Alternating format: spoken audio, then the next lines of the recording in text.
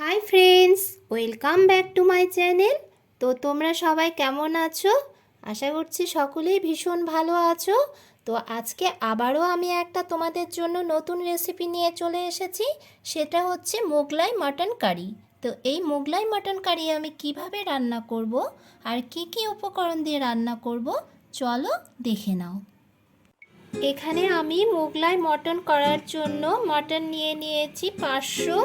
এবার মটনগুলোর মধ্যে মটনটা আমি ভালো করে ধুয়ে নিয়েছি। এবার মটনের মধ্যে এক চা চামচ হলুদ গুঁড়ো দিয়ে দিচ্ছি, হাত মতো লবণ দিয়ে দিচ্ছি।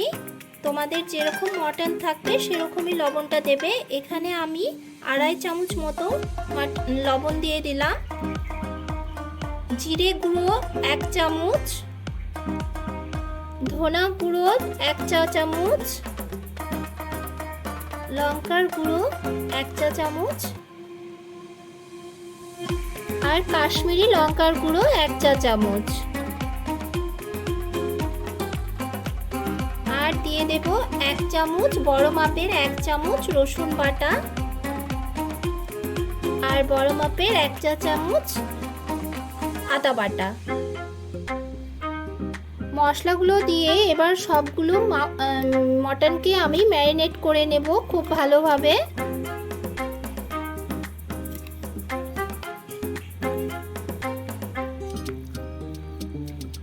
তো এটাকে খুব ভালো করে ম্যারিনেট করে নিতে হবে। মটনটা আমার অনেকটা ম্যারিনেট করা হয়ে গেছে ভালো মতো। এবার এর মধ্যে আমি দিয়ে দেব 1 চা চামচ সর্ষের তেল। আমি অল্প পরিমাণে সর্ষের তেল এর মধ্যে দিয়ে দিয়েছি। সর্ষের তেলটা দিয়ে আবারও খুব ভালো করে ম্যারিনেট করে নিচ্ছি। মটনটা আমার ম্যারিনেট করা হয়ে গেছে। এবার আমি মটনটাকে ঢেকে রেখে দিব 20 থেকে 25 মিনিট রেস্টে রেখে দেব। এখানে আমি মিডিয়াম সাইজের 4টে পেঁয়াজ ভালো করে ধুয়ে কুচিয়ে নিয়েছি। আর এগুলোকে এবার আমি সুন্দর করে ফ্রাই করে নেব। এখানে আমি গাছ থেকে পেরে নিয়ে আসা 2টো টমেটো নিয়েছি, যার জন্য অতটা লাল না টমেটোগুলো। আর এখানে নিয়েছি 4টে এলাচ, এখানে নিয়েছি জায়ফল আর জায়ত্রী। আর এখানে জায়ফলটা আমি 4 ভাগের 1 ভাগ ব্যবহার করব রান্নায়। আর এখানে নিয়েছি দারচিনি 3 থেকে 4টে স্টিক। আর এখানে নিয়েছি কাজু বাদাম 14 থেকে 15টা। আর এখানে নিয়েছি লবঙ্গ 9 থেকে 10টা। টমেটো দুটো আমি আলাদা পেস্ট করে নেব। আর এই সব উপকরণগুলো আছে এগুলো আমি আলাদাভাবে পেস্ট করে নেব। আমি পেঁয়াজটা ভেজে নিয়েছি।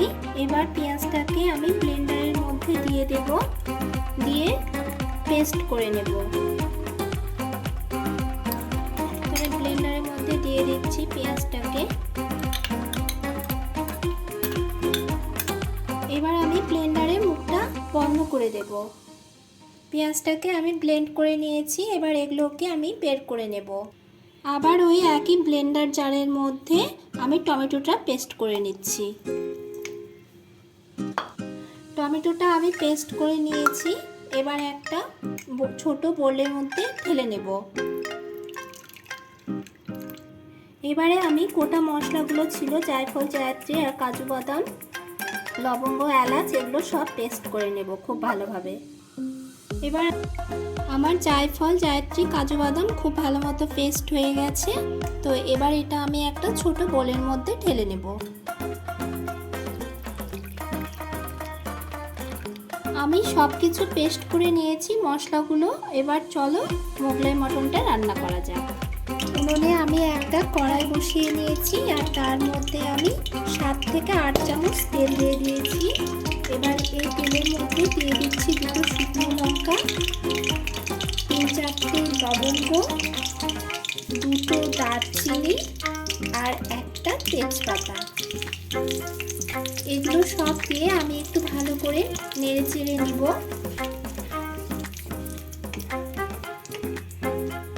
গোটা মশলাটা আমার ভাজা হয়ে গেছে ফোড়নে। এবার আমি এখানে দিয়ে দিচ্ছি ম্যারিনেট করা মাটনগুলো।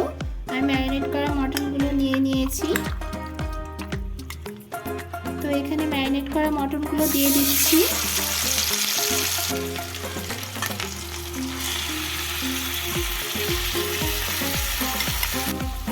মটনগুলো দিয়ে আমি 3 থেকে 4 মিনিট ভালো করে ভেজে নেব। এর মধ্যে আমি এক্সট্রা করে কোনো মশলা আর অ্যাড করব না। আমি ম্যারিনেট করার সময় সব মশলা দিয়ে দিয়েছি। তো এবার আমি ফ্রাই করে নিচ্ছি 3 থেকে 4 মিনিট। আমার ফ্রাই করা হয়ে গেছে মটনগুলোকে। এবার আমি এর মধ্যে দিয়ে দিচ্ছি টমেটো পিউরি। টমেটো পিউরিটা দিয়ে আবারও আমি ভালো করে নেড়ে চেড়ে নিব মটনগুলোর সঙ্গে, যাতে মিক্সড হয়ে যায়। আর টমেটোটাকে খুব ভালো করে ফ্রাই করে নেব, যাতে টমেটোর কাঁচা গন্ধটা চলে যায়। টমেটো পিউরিটা আমার 2 মিনিট খুব ভালোভাবে ফ্রাই করা হয়ে গেছে, আর এটা থেকে কাঁচা গন্ধ আর বেরোচ্ছে না। এবার আমি এর মধ্যে দিয়ে দেব পেস্ট করা পেঁয়াজ। এর মধ্যে আমি দিয়ে দিচ্ছি পেস্ট করা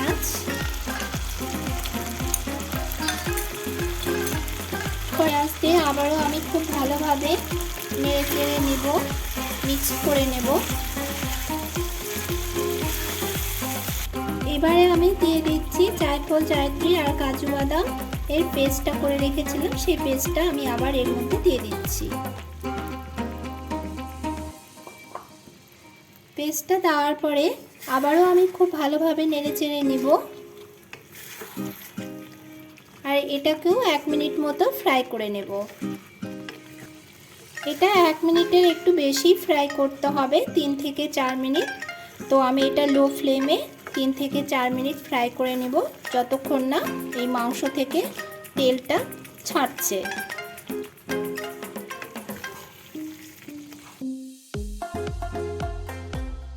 আমি এখানে মাংসটা 3-4 মিনিট লো ফ্লেমে কষিয়ে নিয়েছি, আর মাংস থেকে মশলাগুলো থেকে একদম খুব সুন্দর তেল ছেড়ে দিয়েছে। খুব ভালো মতো কষানো হয়ে গেছে, ফ্রাইও করা হয়ে গেছে।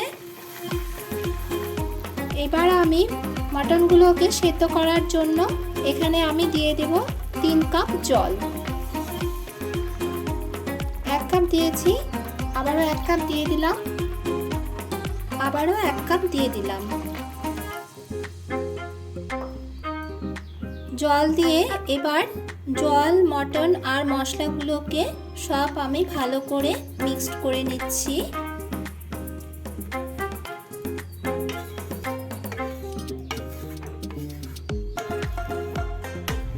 মটনটাকে আমি সব মশলা, জল সব কিছুর সঙ্গে ভালো করে মিশিয়ে নিয়ে এবার আমি সেদ্ধ করার জন্য 30 মিনিট ঢাকা দিয়ে রান্না করে নেব। একদম লো ফ্লেমে রান্না করব, যাতে মটনটা ফিরে এলাম 30 মিনিট পর। এবার দেখে নেব মোগলাই মটন কারি কতটা রেডি হয়েছে। তো আমার মোগলাই মটন কারি পুরোপুরি রেডি হয়ে গেছে,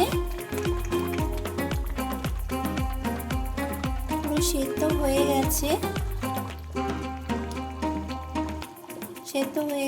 তো এবার আমি গ্যাসের ফ্লেমটা অফ করে নামিয়ে নেব।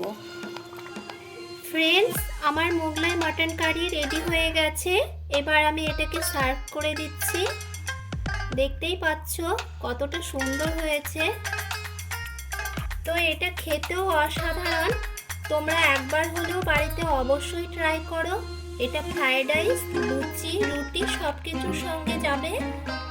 আর আমার এই রেসিপিটি যদি তোমাদের ভালো লেগে থাকে তাহলে একটা লাইক করো, আর নিত্য নতুন রেসিপি পাওয়ার জন্য আমার চ্যানেলটিকে সাবস্ক্রাইব করো।